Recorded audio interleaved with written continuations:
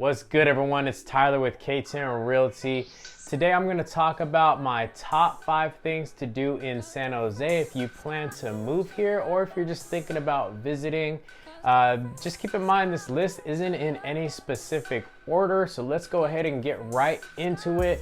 Number 1 is the Winchester Mystery House. So the Winchester Mystery House is pretty close to Santana Row. I'll go ahead and link the video up above that I made previously that talks about Santana Row if you're not familiar with that area.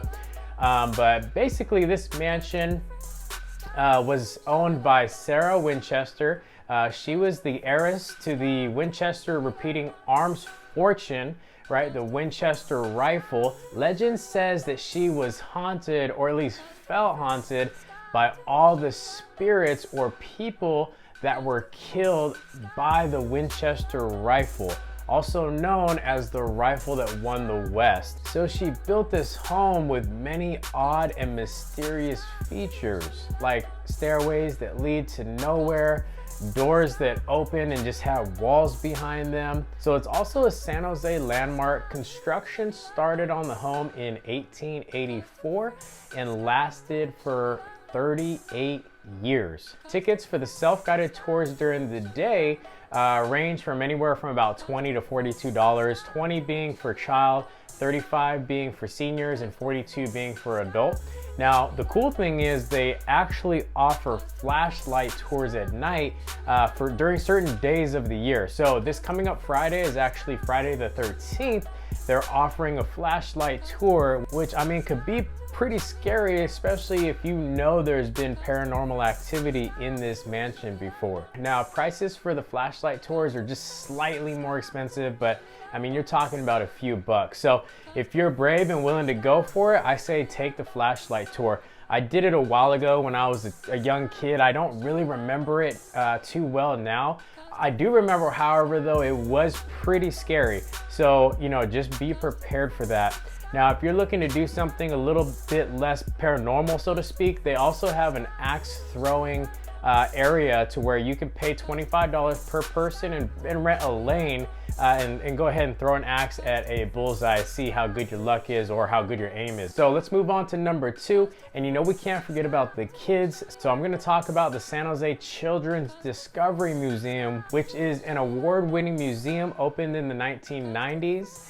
It's one of the largest and most respected museums of its kind. They have so many interactive exhibits and programs for children. Some of these exhibits encompass science, humanities, performing arts, and health and fitness. Tickets range anywhere from about $14 to $15. You get $1 off if you're a senior. Now, the cool thing about the Children's Discovery Museum is you can actually rent out the museum for private events.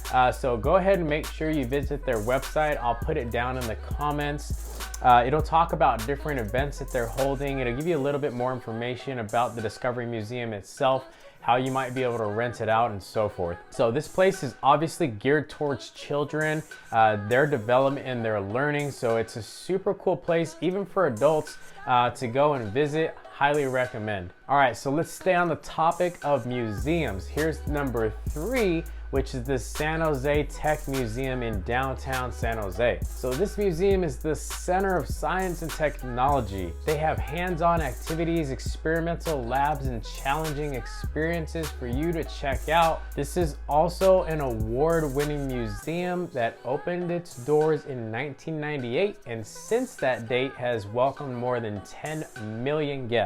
So this museum is housed in a 132,000 square foot facility in downtown San Jose, designed by Mexican artist Ricardo Legorreta. So this tech museum even has an IMAX dome theater in it. So check that out, that's super cool. Now, tickets per adult, 25 bucks. If you're a senior or a kid, you get $5 off and you can get in for 20. All right, hopefully you're still with me. Now we're gonna move on to the San Jose Flea Market.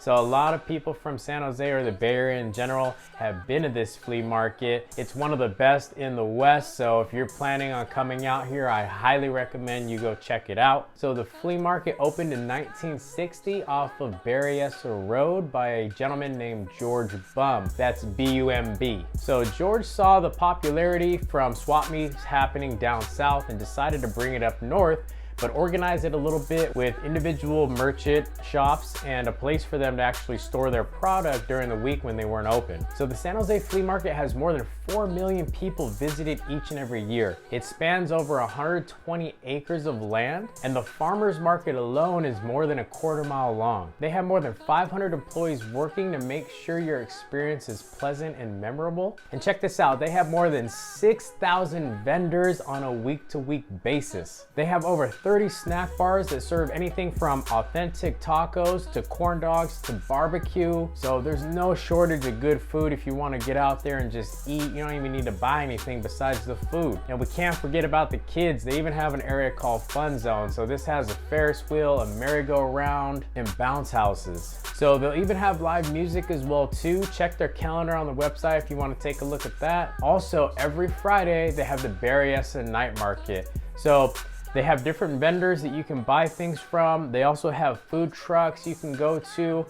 There's craft beer available, so it's a good time. Check it out. So admission is free, but there's a $5 parking charge. So like I said earlier, if you're planning on visiting the South Bay or the Bay Area in general, the San Jose Flea Market and the Berryessa Night Market, I guess all in one, is definitely a place you want to check out. Put it on your list. Make sure you come visit. All right, so number 5, last but not least, is Japantown, also known as Nihonmachi. So San Jose's Japantown is actually one of three of the only Japantowns that's left within the United States. So immigrant Japanese first migrated here in the Santa Clara Valley for the abundant farm work and opportunities, and they needed a place for community, which is how Japantown came to be. So now, over a century later, it's a popular place for locals and visitors alike. They offer a mix of boutiques, traditional shops, art galleries, museums, and authentic eateries. So they even have a weekly farmers market. Go check that out. I'm all about that fresh produce. There's a couple bars and lounges as well too that you can go check out. And it's also home to the Japanese American Museum of San Jose. So if you're a history buff and you're looking to learn a little bit more about that, definitely recommend checking that out. And I mean, if you're looking for fresh tofu,